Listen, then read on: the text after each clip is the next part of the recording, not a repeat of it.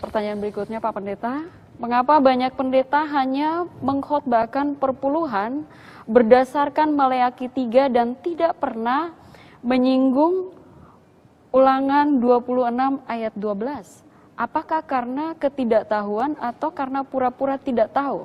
Terima kasih Pak Pendeta buat atensinya. Ya, memang Maleakhi pasal 3 itu adalah ayat yang bicara persepuluhan.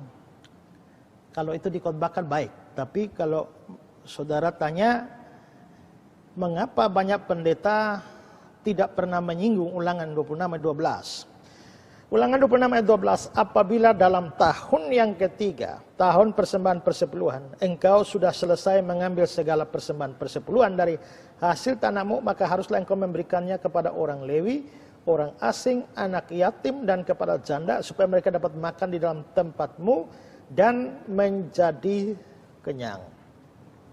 Nah, saya tidak tahu alasannya mengapa mereka tidak menyinggung. Kalau mereka, saya tidak pernah menelitinya, tidak pernah mengikuti khotbah-khotbah mereka. Nah, apakah benar mereka tidak pernah menyinggung Ulangan 26 ayat 12 ini? Tapi pada saat saya membahas, bahkan saya menulis buku tentang persembahan persepuluhan, saya jelas juga menyinggung ayat ini, ya. Nah, kenapa tidak menyinggung? Apakah mereka tidak pernah tahu? Ya mungkin saja tidak tahu, satu. Atau tahu, tapi tidak mau menyinggung. Mungkin karena dianggap bahwa dari ayat ini persembahan persepuluhan kepada orang Lewi, kepada orang asing, anak yatim, dan kepada janda.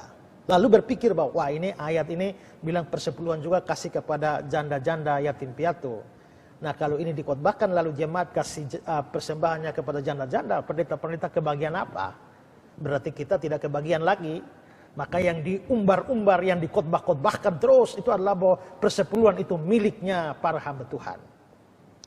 Saya sendiri tidak melihat bahwa ayat ini itu menunjukkan bahwa persembahan persepuluhan bisa langsung diberikan kepada anak yatim atau janda-janda atau orang asing. Tidak.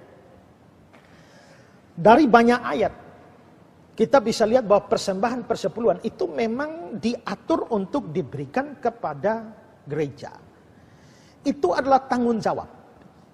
Kenapa disebut gereja? Itu adalah kontekstualisasi. Karena dalam perjanjian lama ada banyak ayat menunjukkan bahwa persembahan persepuluhan itu diberikan ke rumah Tuhan, ke bilik-bilik rumah Tuhan. Artinya ke bait Allah. Satu tempat. Kenapa satu tempat? Karena zaman dulu kan bait Allah kan cuma satu. Ya. Tapi dalam konteks pada perjanjian baru, maka persembahan itu bisa diberikan kepada gereja. Gereja ada banyak. Terserah mau gereja mana, yang penting gerejanya benar, tidak gereja sesat. Nah, tapi saya juga tidak setuju kalau dibuat aturan bahwa persembahan persepuluhan itu menjadi milik pendeta. Jadi seluruh jemaat berikan persembahan persepuluhan itu menjadi hak pendeta, menjadi milik pendeta. Saya tidak setuju seperti itu. Ya, karena walaupun orang Lewi banyak, tapi umat Israel itu memberikan persembahan persepuluhan ke bilik-bilik rumah. Artinya ke bait Allah. Nanti baru di bait Allah dikelola untuk kehidupan orang-orang Lewi ini. Nah, operasional pelayanan gereja ini tidak hanya makan minumnya pendeta. Tidak. Tapi itu juga untuk operasional pelayanan yang lain. Kehidupan para hamba Tuhan itu hanya salah satu dari sekian banyak yang harus dilakukan. Ya. Jadi menurut saya persembahan persepuluhan adalah tanggung jawab orang Kristen kepada gereja, seturut dengan di perjanjian lama persembahan persepuluhan diberikan kepada rumah Tuhan. Nah, tentang ayat ini bukan berarti bahwa persembahan persepuluhan langsung diberikan kepada orang asing, anak yatim, dan kepada janda. Nanti bertentangan dengan ayat-ayat yang tadi saya sebutkan itu. Lalu dikatakan di sini supaya mereka dapat makan di dalam tempatmu. Nah, jadi ini kelihatannya lebih mengarah pada semua persembahan persepuluhan itu diberikan kepada rumah Tuhan. Dari rumah Tuhan itu diatur untuk pelayanan segala macam hal. Termasuk di dalamnya adalah pelayanan kepada orang asing, pelayanan kepada orang miskin, terhadap yatim piatu dan sebagainya.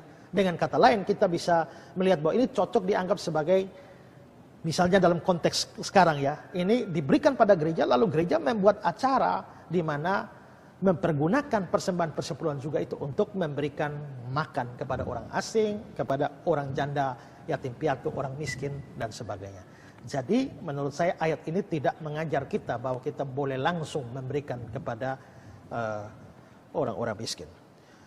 Kalau ada gereja yang perhatikan orang miskin, saudara salurkan ke sana. Tapi kalau gereja hanya menggunakan persembahan-persembahan hanya untuk pendeta, hanya untuk makan pendetanya saja, ya pendetanya tambah hari tambah kaya raya, ya kalau hanya seperti itu atau uang dipergunakan secara tidak benar, nah saudara bisa mencari gereja yang betul-betul memperhatikan pelayanan-pelayanan termasuk pelayanan terhadap orang miskin dan arahkan ke sana. Ya. Baik.